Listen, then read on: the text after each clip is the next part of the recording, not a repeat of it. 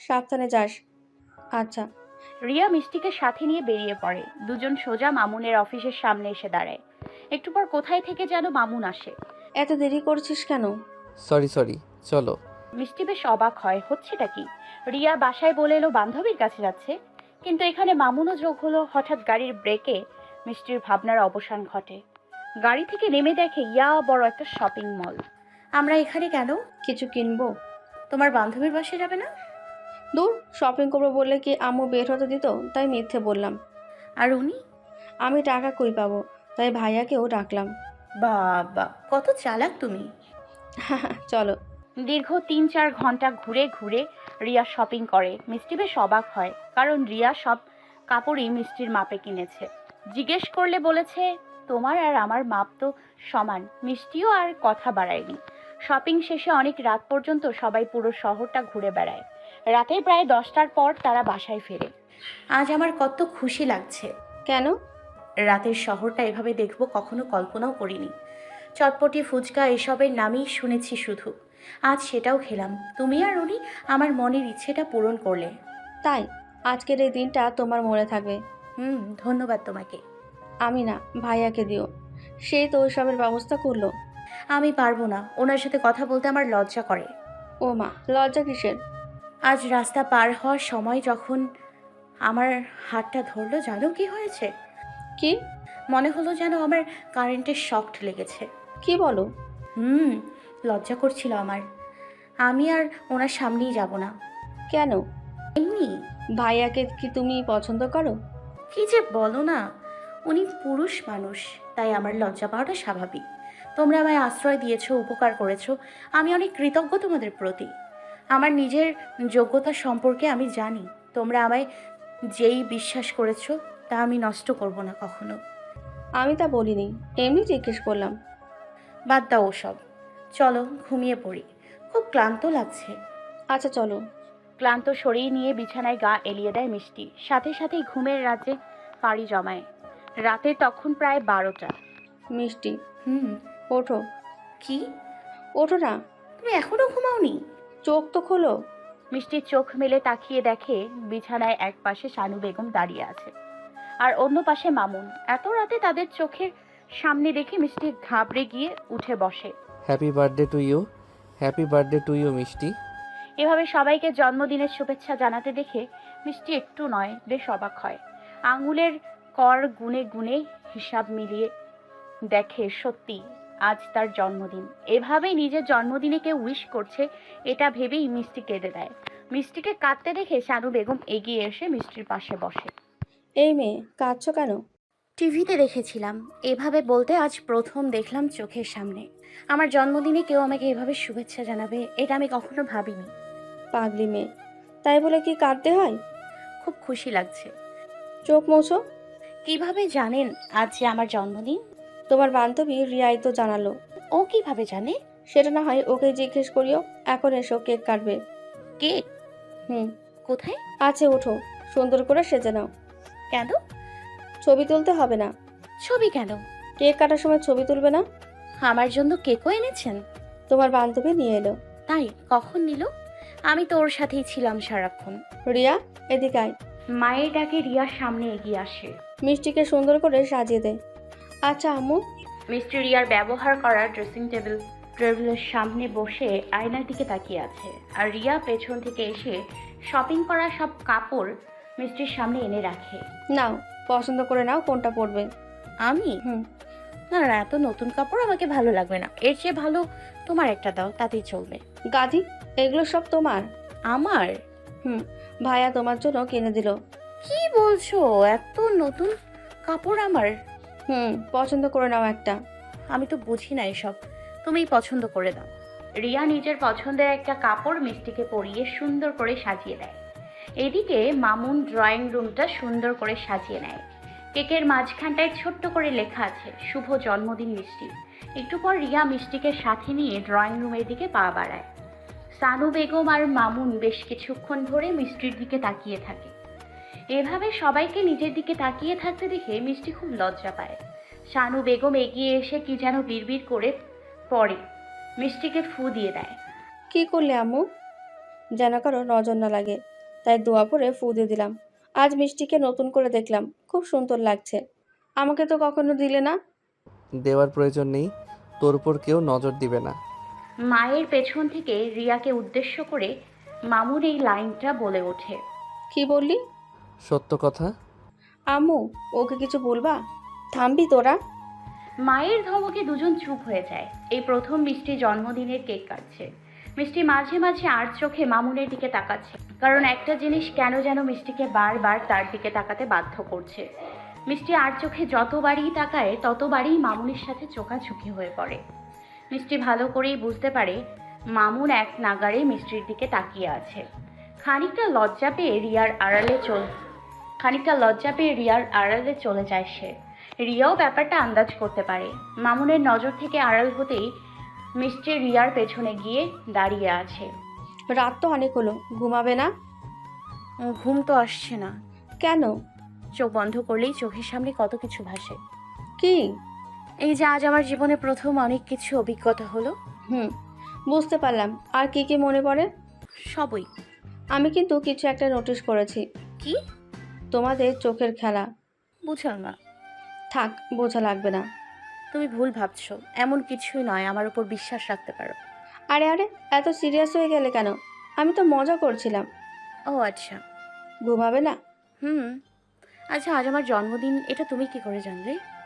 আমি তো কখনো তোমাকে বলিনি। তোমার ডায়েরি থেকে। আমার ডায়েরি কোথায় পেলে তুমি? আমার পড়ার টেবিলে। অন্যের ব্যক্তিগত ডায়েরি পড়া বারণ, এটা জানো না? সরি, খুব জানতে ইচ্ছে করছিল তোমার ব্যাপারে, তাই ডায়েরিটা সামনে পেয়ে আর লোভ সামলাতে পারিনি। আমার জীবনটা আমারই থাক, আমি আর কাউকে এই বিষয়ে জানাতে চাই না। হুম, বুঝেছি। কিন্তু আরও অনেক কিছুই দেখলাম তোমার ডায়েরিতে। ওই সব নিয়ে আর ভেবো না। অনেক রাত হয়েছে, এসো ঘুমাবে। তোমার হাতের লেখা কত সুন্দর। তুমি অনেক মেধাবী ছিলে, তাই না? ওরকম কিছু না। কোন ক্লাস পর্যন্ত পড়েছিলে? এসএসসি দিয়েছিলাম, তাও লুকিয়ে লুকিয়ে, মা পড়তে দেয়নি। রেজাল্ট কি ছিল তোমার? Golden A plus. হ্যাঁ। অবাক হওয়ার কিছু নেই। জানো, তোমার কথাবার্তায় মনে হয় তুমি অনেক ম্যাচিওর। কত স্মার্টলি কথা বলো তুমি। তাহলে আমাদের সাথে ওরকম আঞ্চলিক ভাষায় কথা বলো কেন? এটাই আমার ভাষা, বাদ দাও তো ওসব। হুম। শুয়ে পড়ো। পরের দিন সবাই যার যার কাজে চলে যায়। বাসায় শুধু শানু বেগম আর মিষ্টি। রোজকার মতো সময় কাটানোর জন্য মিষ্টি শানু বেগমের কাছে চলে যায়। মিষ্টি, জি আন্টি। তোমার সাথে কিছু কথা ছিল। জি বলুন না। আমাদের পাশের বাসার ফাতেমা চাচাকে চেনো? হ্যাঁ চিনি তো, কালও তো এসছিল। হুম। কিছু হয়েছে? হুম। কি হয়েছে আন্টি? রাগ করিও না প্লিজ। না না, বলুন প্লিজ। সবাই কানাঘুষো করছে কেন আমি একটা যুবতী মেয়েকে বাসায় রেখেছি, যেখানে আমার একটা যুবক ছেলেও আছে। সবাই বলছে একটা যুবতী মেয়েকে এভাবে ঘরের মধ্যে রাখা মোটেও ঠিক কাজ নয়। মিষ্টি হালকা মুচকি হেসে জবাব দেয়। আমিও শুনেছি এটা, ওনারা ঠিকই বলছেন। আমি জানি আপনি আমায় খুব ভালোবাসেন। যদি মাঝে মধ্যে আপনাদের সাথে দেখা করতে আসি, আমার সাথে দেখা করবেন? আমার কথা শেষ হওয়ার আগে তুমি বলা শুরু করেছো। ভারী বেয়াদ্দপ মেয়ে তো তুমি। মিষ্টি চুপ করে নিচের দিকে তাকিয়ে আছে। তোমার কাছে একটা জিনিস চাইবো, দিবে? আপনারা আমায় না চাইতেও অনেক দিয়েছেন, আর আমি দিতে পারবো না? বলুন কি চান। সবার কানাঘুষা বন্ধ করতে চাই। আচ্ছা, আমি আজই চলে যাব। কোথায় যাবে? তা তো জানি না, যেদিকে দু চোখ যায়। তুমি তো দেখি বেশি পণ্ডিত, এত কথা কেন বলো? কোথায় আর যাব বলুন? আমার তো কোনো ঠিকানা নেই। কোথাও যেতে হবে না। তাহলে? সারা জীবনের জন্য আমার ঘরে থাকবে। আপনি যদি রাখেন, তবে যদি আমায় কিছু টাকা দিতেন, তাহলে আমি একটা ভাড়া বাসা নিয়ে থাকতে পারতাম, আর কেউ কানাঘুষা করতো না। আমি আগের চেয়ে আরও বেশি কাজ করে দিব। এত বেশি বোঝো কেন তুমি? আমি কি জিজ্ঞেস করি শুধু তার উত্তর দেবে। আচ্ছা, আমার ঘরে সারা জীবনের জন্য থেকে যাবে? ইচ্ছে তো আছে, বাকিটা আপনার ইচ্ছা। আমার ছেলেকে বিয়ে করবে? শানু বেগমের এমন কথায় মিষ্টি কেঁপে ওঠে। তার কথায় মিষ্টি একটু নয়, বেশ অবাক হয়। আশ্চর্যবোধক ভঙ্গিতে শানু বেগমের দিকে এক দৃষ্টিতে তাকিয়ে আছে সে। কিছু বলবে না? আমি কিছু বুঝতে পারছি না। দেখো, সেই প্রথম থেকেই তুমি আমার পছন্দ। সত্যি বলতে তুমি আমার ঘরে আসার আগে এই ঘরটা একদম ফাঁকা ফাঁকা ছিল। এই ঘরে যেন প্রাণই ছিল না। তোমার আগমনে আমার ঘরটা যেন প্রাণ ফিরে পায়। আমি চাই না আমার ঘরটা আবার আগের মতো মরা ঘর হোক। আন্টি আমি জানি না আমার কি জবাব দেওয়া উচিত, তবে এটা বলতে পারি যে আমার ওই যোগ্যতা নেই আপনার ঘরের বউ হওয়ার। যোগ্যতা নিয়ে আমি কোনো প্রশ্ন করিনি। তোমায় আরো আগেই বলতাম, কিন্তু বলিনি তুমি কি না কি মনে করো। কিন্তু এখন তুমি 18 বছর বয়সী একটা মেয়ে, নিজের সিদ্ধান্ত নিজে নেওয়ার বয়স তোমার হয়েছে। তাই তোমাকে এমন একটা প্রস্তাব দিলাম। এখন এত চাপ না নিয়ে পরে ভেবেচিন্তে আমায় জানিও। আপনি তো জানেনই আমার আগেও এক বিয়ে হয়েছে, এরপরেও আপনি আমায় আপনার ঘরের বউ বানাতে চান? দেখো মিষ্টি, ওটা তোমার অতীত। এমন তো নয় যে তোমার স্বামী বেঁচে আছে, সে তো মারা গেছে। তো এখন তোমায় বিয়ে করতে অসুবিধা কোথায়? যদি আমাদের অথবা আমার ছেলেকে তোমার পছন্দ না হয়, তাহলে তুমি বলতে পারো। কি যে বলেন আন্টি, আমি কি ওসব বলেছি? আপনারা আমার আশ্রয়দাতা, কত ভালো মনের মানুষ আপনারা, আর উনিও খুব ভালো মনের মানুষ। এমন একটা পরিবার আর স্বামী পাওয়া যে কারোর জন্যই ভাগ্যের ব্যাপার। আমাকে একটু সময় দিন।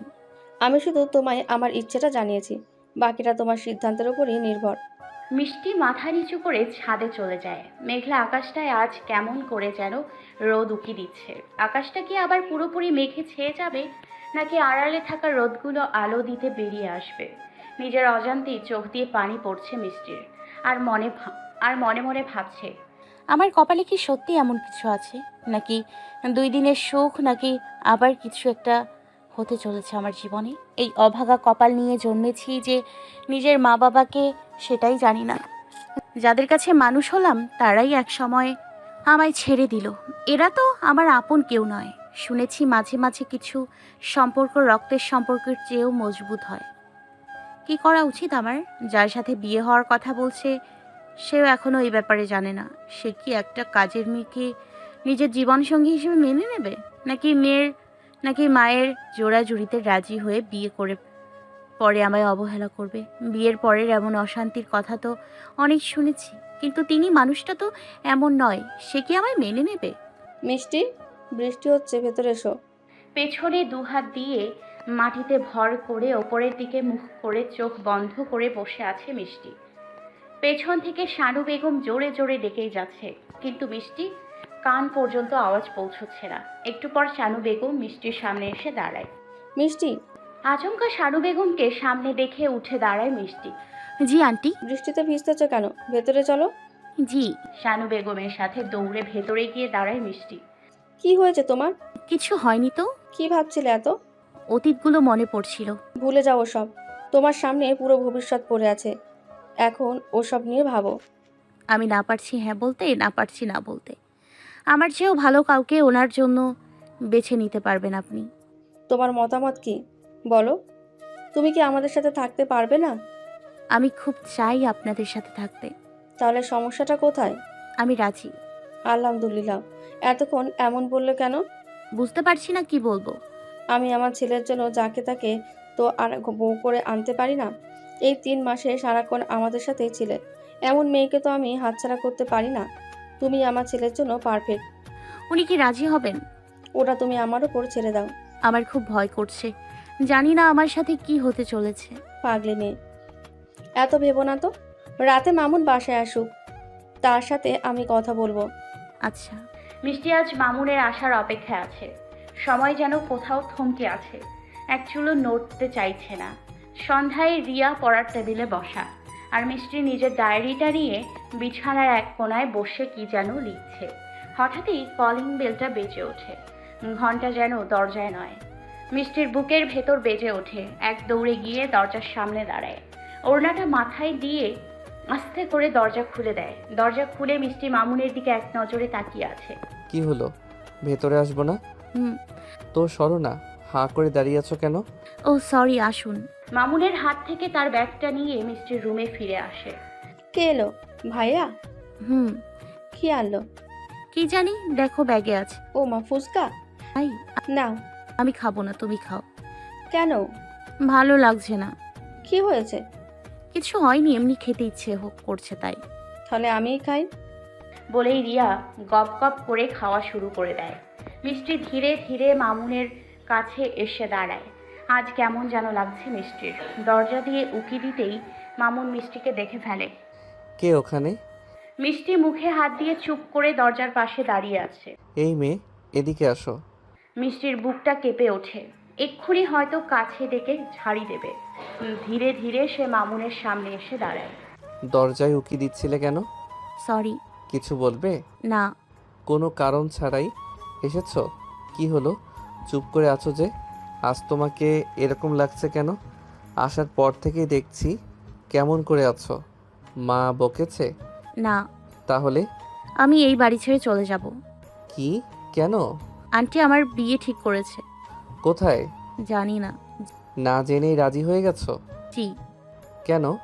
আর কয়দিন থাকবো এই বাড়িতে? একদিন না একদিন তো চলেই যাব, তাই এখনই চলে যাই। মায়া বাড়িয়ে তো লাভ নেই। তোমার অসুবিধা হচ্ছে এখানে? না। তাহলে কেন? আন্টি বলল কি করে মানা করি। মা বলল আর অমনি বিয়েতে রাজি হয়ে গেলে? দাঁড়াও, মা, ও মা, কই তুমি? আন্টিকে কেন ডাকছেন? জিজ্ঞেস করতে হবে কেন, তোমার জোর করে বিয়ে দিচ্ছে? জোর করলো কই? আমিই তো রাজি হলাম। ও আচ্ছা। আমি চলে গেলে আপনার কাজগুলো কে করে দেবে?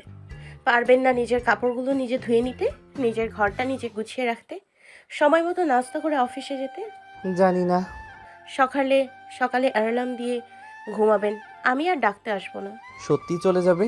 সমস্যা কি? আন্টিকে বলবেন আর একটা কাজের লোক আনতে। তোমায় কখনো কেউ কাজের লোক হিসেবে ট্রিট করেনি। তুমি এই ঘরেরই একজন সদস্য ছিলে। তাহলে আর কি বলবো?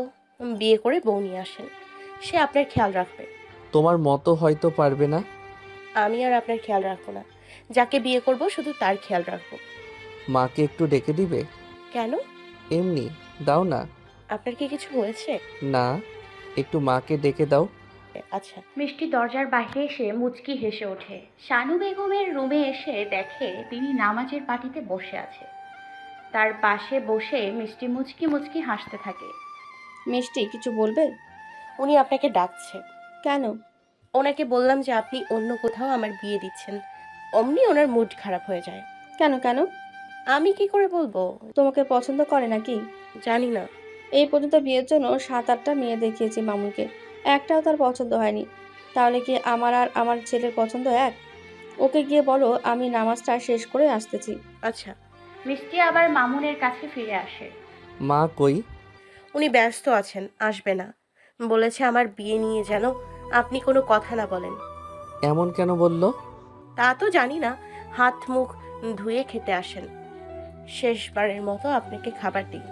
আমার ক্ষুধা নেই, আমি বাহির থেকে খেয়ে এসেছি। মিথ্যে কেন বলেন? আপনার মুখটা শুকিয়ে গেছে, দেখেই বোঝা যায় আপনার ক্ষুধা লেগেছে। না আর কিছু বোঝা যায় না। না তো। নিজের রুমে যাও, আমার খাওয়ার ইচ্ছা নেই। রেগে যাচ্ছেন? না, যাও। মিষ্টি বুঝতে পারে সত্যিই মামুনের মুড খারাপ হয়ে গেছে। আস্তে করে বেরিয়ে মিষ্টি আবার শানু বেগমের রুমে ফিরে আসে। আন্টি শেষ? হুম, চলো দেখি কেন ডাকছে। ওনাকে বললাম আপনি যাবেন না কথা বলতে, আর বলেছে উনি যেন আমার বিয়ের ব্যাপারে কোনো কথা না বলে। অমনি রেগে গেল, বলল খাবে না। দেখো কি করছে শয়তান মেয়েটা। যাইয়েন না, দেখি কি করে। না গেলে আলো রেগে যাবে। চলো আমার সাথে। আমি কেন? ওকে সব খুলে বলতে হবে না? আপনি বলেন, আমি থাকতে পারবো না, আমার লজ্জা করে। ও মা, তুমি না গেলে বলি কি করে? এখন বলিয়েন না, দেখি উনি কি করে। যদি সত্যি উনি আমাকে পছন্দ করেন তাহলে আমি দুপায়ে রাজি। আর একটু সময় দিন প্লিজ। দেখো তোমরা যা ভালো বোঝো। মিষ্টি এগিয়ে গিয়ে শানু বেগমকে জড়িয়ে ধরে। অনেকদিন হলো মা ডাকতে পারিনি, খুব মা ডাকতে ইচ্ছে করছে। মানা করলো কে? আপনি যদি রাগ করেন। রাগ কেন করব? আচ্ছা মা, আমি ওনার কাছে যাই, না হয় রাগ করে হয়তো খাবারই খাবে না। আচ্ছা যাও। মিষ্টি আবার মামুনের ঘরের দিকে পা বাড়ায়। শানু বেগম পেছন থেকে মিষ্টির চলে যাওয়া দেখছে আর ভাবছে। এমন একটা লক্ষ্মী মেয়েকে কি করে আমি হাতছাড়া করতাম, যার রূপে গুণে কোনো অংশে কমতি নেই। একমাত্র সেই পারবে আমার সংসারটাকে সাজাতে। আমার মডার্ন মেয়ে চায় না, বেশি শিক্ষিত মেয়ে চায় না, বেশি জ্ঞানী মেয়ে চায় না। ঠিক যেমনটা চেয়েছিলাম তেমনটাই পেয়ে গেছি আমি। এবার শুধু বিয়েটা হওয়ার বাকি। আন্টি বলেছেন আপনাকে খাবারটা খেয়ে নিতে। আমার ক্ষুধা নেই। এই কয়দিনে যতটা বুঝলাম আপনি সাজিয়ে মিথ্যা বলতে পারেন না, ধরা পড়ে যান। কথা না বাড়িয়ে নিজের রুমে যাও। রেগে যাচ্ছেন কেন? অনেক কষ্ট করে রান্না করেছি, না খেলে আমি কালই চলে যাব এই বাড়ি ছেড়ে। অবশ্য আমি গেলেই বাকি, আর না গেলেই বাকি। তুমি কি আমার সাথে মজা করছো? মজা কেন করব? সত্যি বলছি আন্টি, আজই আমাকে বিয়ের কথা বললো। খাবারটা টেবিলে রেখে নিজের রুমে যাও। আচ্ছা, আমার বিয়ের কথা শুনে আপনি কেন রেগে যাচ্ছেন? আমি কেন রাখবো?